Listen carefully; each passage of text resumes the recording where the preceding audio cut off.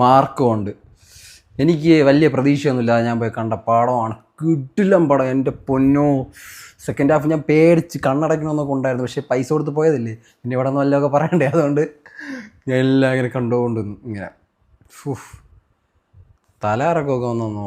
എന്തൊക്കെ കാണിച്ചെന്ന് എനിക്കൊരു പിടിയില്ല. അമ്മാതിരി വയലൻസ്.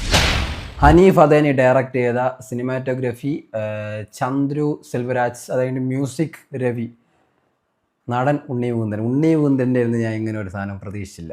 എനിക്കൊരു വലിയ എല്ലാവരും ഐപ്പോഴത്തെ ഞാൻ ഇത് പൊട്ടും, കാരണം ഐപ്പോഴത്തെ ഇടയ്ക്കിറങ്ങി എല്ലാം പൊട്ടിയിട്ടേ ഉള്ളൂ. ഫസ്റ്റ് ഹാഫ് കുറച്ച് ലാഗുണ്ട്.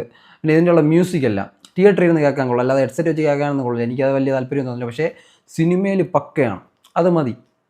ഇതിൻ്റെ ഓരോ ഷോട്ടും, ക്യാമറ റോളിങ്, ഷോട്ടിങ്, എഡിറ്റിങ് എല്ലാം വേറെ ലെവൽ.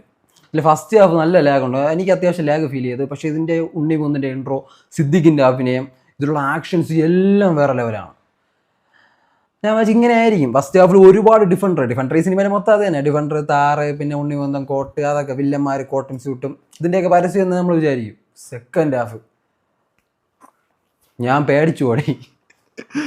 ഇതിൻ്റെ തൊട്ടടുത്തിരുന്ന ആൾ കണ്ണടച്ചൊക്കെ ഇരുന്ന്. എനിക്കും താല്പര്യം ഉണ്ടായിരുന്നു കണ്ണടച്ചിരിക്കണമെന്ന്, പക്ഷെ ഇതൊക്കെ കാണണ്ടേ. നാളെ മുതൽ ഇത് തിയേറ്ററിൽ കാണൂല. അതായത് കുറേ ഷോർട്സ് എല്ലാം കട്ട് ചെയ്ത് കളയും, സെൻസർ ചെയ്ത് കളഞ്ഞ് വേറെ പ്രിൻ്റ് ആയിരിക്കും പറഞ്ഞത്. കാണാൻ താല്പര്യമുള്ള ഇന്ന് പോയി കാണണം. ഇതിലൊരു ഉണ്ണി വന്നിട്ട് വീടിനകത്ത് കയറി ചെയ്യണ കുറേ ബ്രൂട്ടലായിട്ടുള്ള കുറേ കാര്യങ്ങളുണ്ട്. കണ്ടാൽ നമുക്ക് തന്നെ സങ്കടം തോന്നും. കൊച്ചു കുട്ടികൾ തൊട്ട് വലിയ ആളുകൾ വരെ കൊല്ലണ സീൻസ്.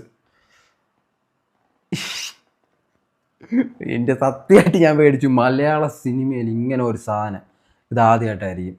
മലയാള സിനിമയിൽ വേറെ ലെവൽ പടം. ഫസ്റ്റ് ഹാഫ് എനിക്ക് ഇഷ്ടപ്പെട്ടില്ല, അത്ര ഇഷ്ടപ്പെട്ടില്ല, കൊള്ളാം. സെക്കൻഡ് ഹാഫ് മാരകം. ഇനി ഒരു സെക്കൻഡ് പാർട്ടുള്ള രീതിയിലാണ് വച്ചിരിക്കുന്നത്, അത് കാണൂല, ചുമ്മാ വെച്ചിരിക്കണം. അതിൻ്റെ ആവശ്യമില്ല, കാരണം എല്ലാം അവിടെ പറഞ്ഞ് ചെയ്ത് തീർക്കണമുണ്ട്, ചെയ്യേണ്ടതല്ല. ആദ്യം മുതൽ അവസാനം വരെ അടി, ക്ലൈമാക്സിലും മാരകം അടി. നമുക്ക് തന്നെ സങ്കടം തോന്നുന്ന ഒരുപാട് സീൻസ് ഉണ്ട്. ഉറപ്പായിട്ടും തിയേറ്ററിൽ പോയി കാണണം. Highly recommended. ബൈ.